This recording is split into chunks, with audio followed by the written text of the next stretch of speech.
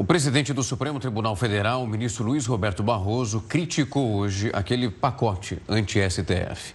Essa proposta em tramitação no Congresso quer limitar as decisões monocráticas ou individuais dos magistrados e também pode dar poder aos parlamentares para suspender as decisões da Corte.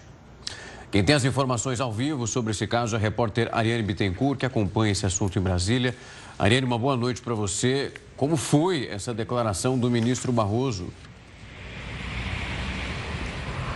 Boa noite, Rafael. Boa noite, Renata, e a todos que nos acompanham. Uma declaração bastante forte, viu? Que trouxe, inclusive, um apanhado histórico para reafirmar, nas palavras do próprio ministro, a importância e a lisura da ação do Supremo Tribunal Federal ao longo da trajetória do Brasil.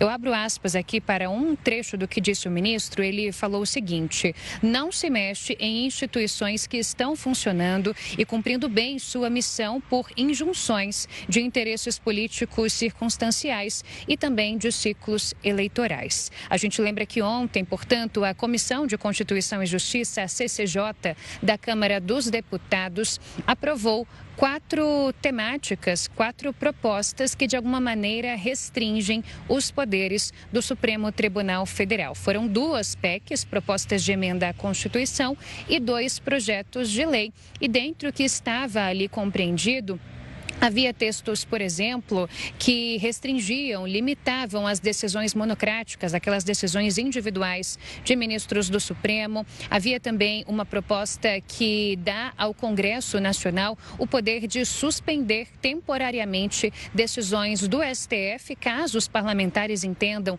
que houve algum tipo de inconstitucionalidade. E também há uma proposta, um trecho de um projeto de lei, inclusive, que prevê que o plenário do Senado Federal pode decidir sobre a abertura de processos de impeachment contra ministros do Supremo Tribunal Federal. Atualmente, isso é prerrogativa exclusiva do presidente do Senado. Essas propostas, aqui vale destacar, passaram apenas na CCJ. Elas ainda precisam ser apreciadas em comissões especiais da Câmara para que depois possam seguir a plenário e aí serem votadas em primeiro e segundo turno. Existe um caminho a ser perseguido, mas foram propostas colocadas aí após o primeiro turno das eleições municipais e depois, inclusive, de uma determinação do ministro Flávio Dino, do Supremo Tribunal Federal, que suspendeu todas as emendas parlamentares. Dino, inclusive, foi seguido pelos demais ministros da Suprema Corte. A gente separou um trecho um pouco mais detalhado do que disse o presidente do STF, ministro Luiz Roberto Barroso,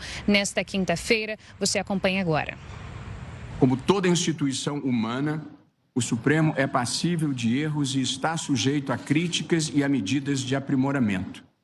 Porém, se o propósito de uma Constituição é assegurar o governo da maioria, o Estado de Direito e os direitos fundamentais, e se o seu guardião, o da Constituição, é o Supremo, chega-se à reconfortante constatação de que o Tribunal cumpriu o seu papel e serviu bem ao país nesses 36 anos de vigência da Carta de 1988.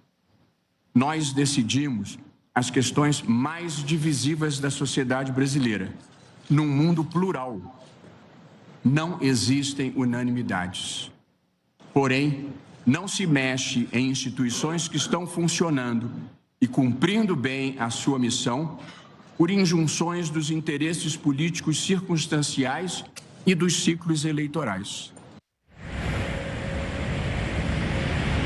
Pois é, o ministro lembrou, na realidade, que recentemente, na última semana, a Constituição Federal completou 36 anos e que o Supremo Tribunal Federal é o guardião dessa Constituição. Luiz Roberto Barroso também destacou que, ao longo aí dos últimos anos, houve processos de impeachment contra presidentes do Brasil, escândalos de corrupção envolvendo a política brasileira, ataques às instituições democráticas, como a gente acompanhou em 8 de janeiro do ano passado, e que mesmo assim, nas palavras dele, foi mantida a institucionalidade e a democracia permaneceu inabalada. Portanto, mais um capítulo desse embate que se estende entre Supremo Tribunal Federal e Congresso Nacional. Eu volto com vocês. Tá certo, Ariane. Muito obrigada pelas suas informações. Uma ótima noite.